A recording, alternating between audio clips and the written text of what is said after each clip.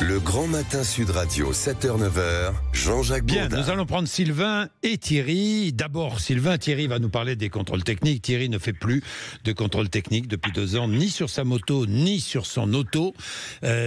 J'en parlais tout à l'heure, de plus en plus de Français retardent le moment de passer chez le garagiste, de faire une révision ou un contrôle technique. Attention, parce que ça peut être dangereux.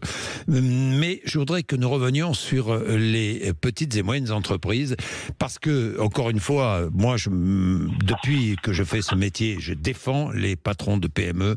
Je sais combien c'est difficile, les petites et moyennes entreprises. Sylvain est à Avignon. Bonjour Sylvain. Bonjour Jean-Jacques. Vous êtes patron d'une petite entreprise de transport, Sylvain. Vous avez 5 salariés en CDI, c'est bien cela ? C'est ça, tout à fait. Bon, quelle est la situation aujourd'hui, Sylvain, de votre entreprise ? Est-ce qu'elle s'est dégradée depuis quelques mois ? Est-ce qu'elle est meilleure qu'il y a 2 ans ? Quelle est la situation ?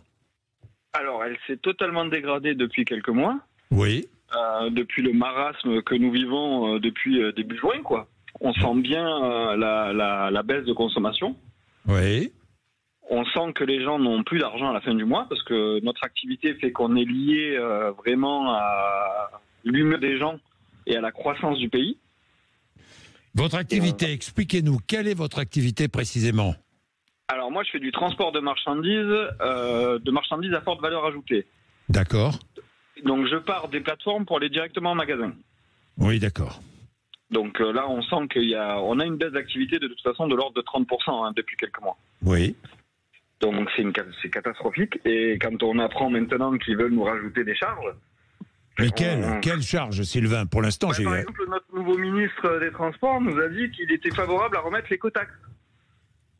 Ah bon ? Oui. Ah bon, bah ça c'est complètement stupide, mais enfin bon. Il est totalement stupide. On a Enfin, des stupide, je ne sais pas s'il est stupide, je ne le connais pas, mais... Moi, j'ose dire que quand on voit qu'il y a eu 600 entreprises de transport qui ont été en défaillance depuis le début d'année, c'est du jamais vu, Jean-Jacques. Hein. Dans notre secteur, ça s'est jamais vu. Notre ministre, qui a à peine 2 jours d'activité, vient nous dire devant TF1 et devant tous les plateaux de télé qu'il va remettre l'écotaxe. L'écotaxe qui a vu naître les bonnets rouges. Je ne sais pas si vous vous en rappelez. Écoutez, ça va demander. Vous m'alertez parce que j'avais pas vu ça.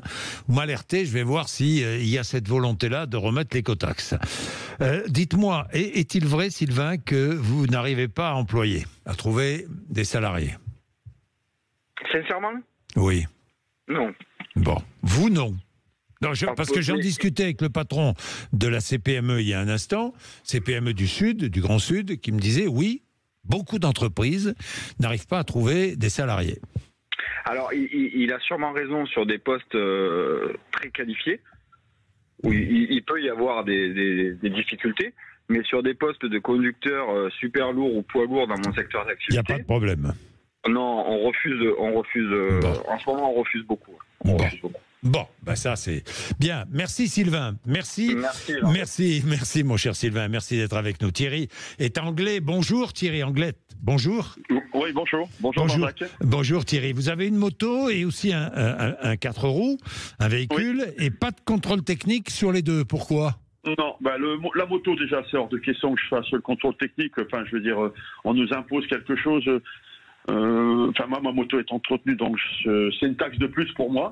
Et la voiture, je ne le fais plus depuis plus de 2 ans. Bon, peut-être que je joue à la roulette russe, mais non, ça devient trop cher. Je veux dire, je vis, je travaille, j'ai pas envie que mon argent passe dans les impôts. Là, on nous impose à partir du 1er novembre, une obligation d'avoir des pneus neige. Donc, je suis désolé, c'est certain. Tout dépend des départements, des pneus neige, des pneus hiver. En fait. Je suis dans le 64, mais dans le 64, je vais jamais au ski. Il n'y a pas de neige en Blette, ni à Bayonne, Biarritz, il n'y a pas de neige. Mais il est hors de question que j'achète 4 pneus. Hors de question. Mais Thierry, pas de contrôle technique, très bien. Mais si votre voiture, les pièces risquent de se dégrader, Thierry.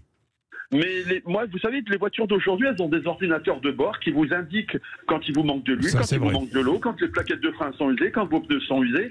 Eh ben, je suis désolé, je n'ai pas besoin d'aller voir un contrôle technique pour voir que j'ai un phare qui ne fonctionne pas. La voiture me le dit. Bon. Donc, vous retardez. Est-ce que vous retardez la réparation quand un problème survient? Non, je le fais moi-même. Je le fais, j'achète des pièces. Changer une ampoule, changer un pneu, des plaquettes de frein, moi, ça m'a porté, je sais faire. Bon. Ça, je sais faire. Mais non, la seule chose que je fais actuellement, on va dire, c'est la vidange. Parce que la vidange, maintenant, c'est devenu tellement compliqué. Oui, il faut démonter les bacs artères et autres. Je vais chez le pas chez le garagiste parce qu'ils sont trop chers. Aujourd'hui, les garagistes sont environ 120 € de l'heure, à peu près. Oui. Vous allez chez un garagiste, il vous met la valise électronique. C'est 100 €, au minimum 100 €. Vous n'êtes même pas encore... Vous n'avez pas d'informations, vous payez déjà plus de 100 €. Mais on se croit où le portefeuille des Français n'est pas extensible. Merci Thierry. 8h, vous êtes sur Sud Radio pour savoir et comprendre.